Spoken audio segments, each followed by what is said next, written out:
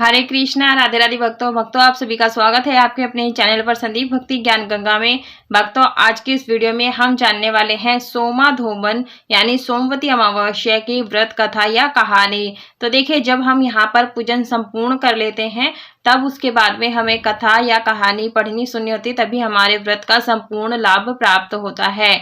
यदि आप बाहर पूजन कर रहे हैं तो घर आकर कथा जरूर से सुने। कथा सुनने के लिए आप पास में जल का लोटा भर के रख लें, जो आपने भोग में रखा है उससे भी आप कथा सुन सकते हैं।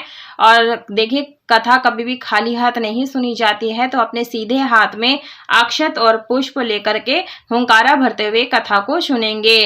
तो चलिए भक्तों, कथा को शुरू करते हैं। हुंकारा जरूर से भरिएगा।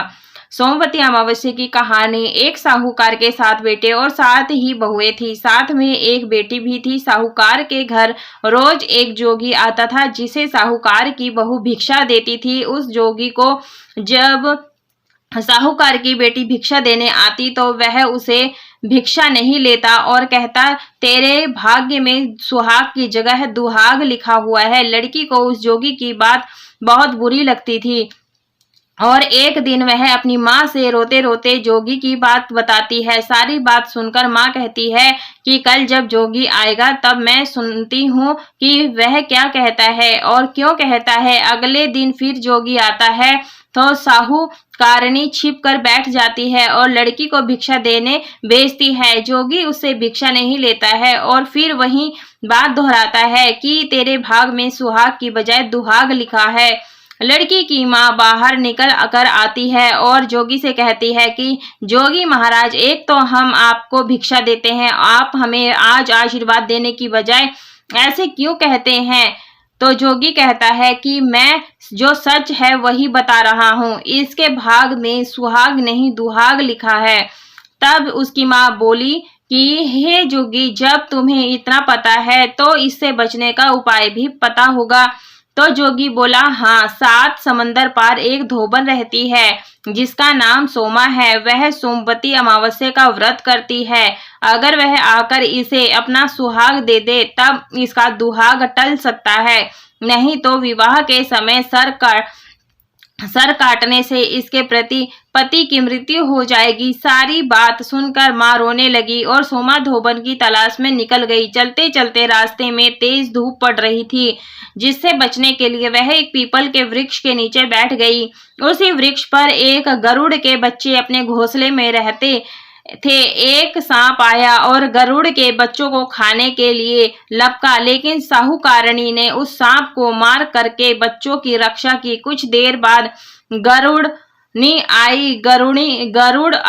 और गरुणी आई। सब जगह खून देख करके साहूकारणी को चोंच से मारने लगी। साहूकारणी की बोली कि एक तो मैंने तेरे बच्चों की जान को सांप से बचाया और तू मुझे ही मार रही है। सारी बातें जानने पर गरुड़ बोली कि तूने तो मेरे बच्चों की रक्षा की है, इसलिए मांग जो चाहती है। साहूकारणी गरुड़ से कहती है कि मुझे 7 समुंदर पार सोमा धोबन के यहाँ छोड़ दो। गरुड़ी ने वैसा ही किया। साहूकारणी वहां पहुंच गई, लेकिन सोचने लगी कि इसे कैसे मनाऊं। सोमा धोबन की भी 7 बहुएं थी, लेकिन घर के काम को करने के लिए हमेशा उनमें आपस में लड़ाई झगड़े होते ही रहते थे। रात को जब सब सो जाते तो साहूकारणी आती और चुपके से सारा काम करके उजाला होने से पहले चली जाती। सारी बहुएं भी आपस में यही सोचती कि कौन सी बहू है जो सारा काम कर देती है, लेकिन एक दूसरे से पूछने की किसी की हिम्मत नहीं होती थी। काम करने की बात सोमा धोबन के कानों में पड़ी। आजकल बहुएं लड़ती नहीं है और काम भी सारा हो जाता है। सोमा धोबन ने सारी बहुओं को बुलाया और पूछा कि आजकल तुम लड़ती भी नहीं हो और घर का सारा काम कौन करता रहता है। बहुएं सास से झूठ कहती हैं कि लड़ाई करने से क्या फायदा सासू जी, हम मिलकर ही सारा काम कर लेती हैं। लेकिन सोमा धोबिन को अपनी बहुओं की बात पर विश्वास नहीं हुआ और वह रात में जाग करके देखना चाहती थी कि कौन काम करता है। और रात होने पर सोमा धोबिन छुप कर बैठ जाती है कि देखो कौन सी बहू काम करती है। रात हुई तो वह देखती है कि एक महिला चुपके से घर में घुस रही है और वह देखती है कि उसने सारे घर का काम कर दिया है और जाने की तैयारी में है। जैसे ही साहूकारणी जाने लगी तो सोमा धोबिन उसे रोकती है और पूछती है कि तुम कौन हो और क्या चाहती हो। साहूकारणी कहती है कि पहले तुम वचन भरो तब बताऊं। वह वचन भरती है। तब साहूकारणी कहती है कि मेरी बेटी के भाग्य में दुहाग लिखा है, लेकिन तुम सोमवती अमावस्या का व्रत करती हो तो मेरे साथ चल करके उससे सुहाग दे दो। सोमा धोबिन वचन से बंधी थी तो वह साहूकारणी के साथ चलने को तैयार हो जाती है। जाते हुए सोमा धोबिन अपने बेटों व बहुओं से कहती है कि मैं इस स्त्री के साथ इसकी बेटी को सुहाग देने जा रही हूँ, लेकिन अगर मेरे पीछे से तुम्हारे पिताजी मर जाएं तो उन्हें कुछ हो जाए तो उन्हें तेल के कोप में डाल कर के रख देना। धोबिन साहूकारणी के घर पहुंच जाती है। साहूकारणी अपनी बेटी का विवाह करती है तो फेरों के समय सोमा धोबिन कच्चा करवा दूध और तार लेकर के बैठ जाती है। कुछ समय के बाद सांप आया और दूल्हे को डसने लगा तो सोमा धोबिन से करवा आगे कर तार से सांप को बांध दिया और सांप मर गया। अब सोमा धोबिन ने लड़की को सुहाग दिया। कहा कि जितनी अमावस्या मैंने की है उन सभी का फल साहूकार की बेटी इस बेटी को मिले। अब आगे जो अमावस्या मैं करूंगी उसका फल मेरे पति को और मेरे बेटों को मिलेगा। सभी लोग सोमवती अमावस्या की जय जयकार करने लगे। सोमा धोबिन अपने घर को वापस जाने को तैयार हुई तो साहूकारणी ने कहा कि तुमने मेरे जमाई को जीवन दान दिया है, इसलिए तुम जो चाहो मांग लो। सोमा धोबिन बोली कि मुझे कुछ नहीं चाहिए और वह चली गई। रास्ते में चलते चलते फिर से सोमवती अमावस्या आ गई। उसने पीपल के पेड़ के नीचे बैठ करके कहानी पढ़ी, व्रत रखा और पीपल के पेड़ की 108 परिक्रमाएं लगाई। पीपल के पेड़ की पूजा के बाद वह घर जाते जाते देखती है कि उसका पति मरा पड़ा है। अब रास्ते में जो सोमवती अमावस्या उसने की थी उसका फल अपने पति को दे दिया, जिसके प्रभाव से वह फिर से जीवित हो गया।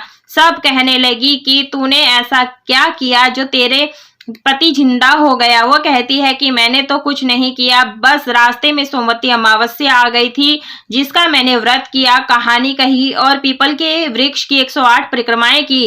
अब सारी नगरी में ढिंढोरा पिटवा दिया गया कि हर कोई सोमवती अमावस्या करेगा, पूजा करेगा, व्रत रखेगा, कहानी कहेगा और पीपल वृक्ष के 108 बार परिक्रमा करेगा।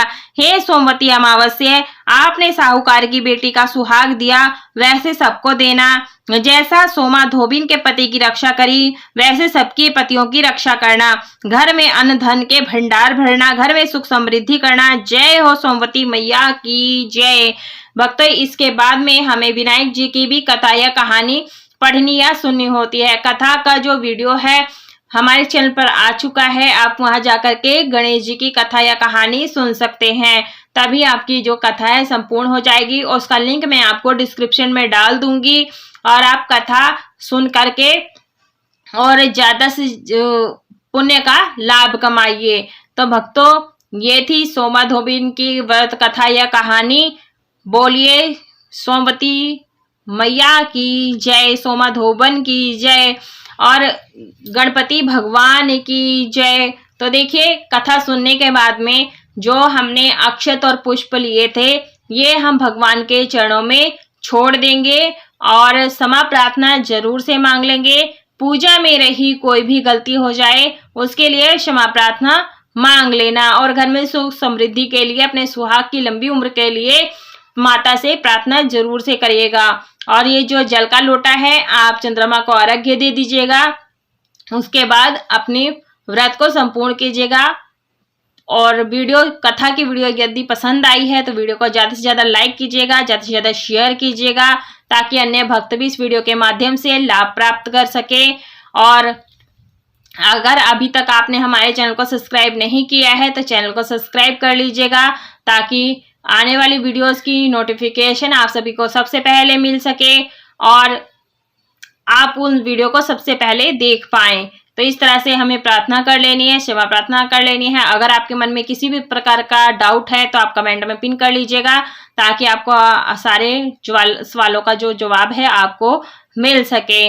और पूरा वीडियो देखने के लिए आप सभी का बहुत बहुत धन्यवाद। कमेंट बॉक्स में राधे राधे जय माता रानी अवश्य लिखेगा। पूरा वीडियो देखने के लिए धन्यवाद। राधे राधे।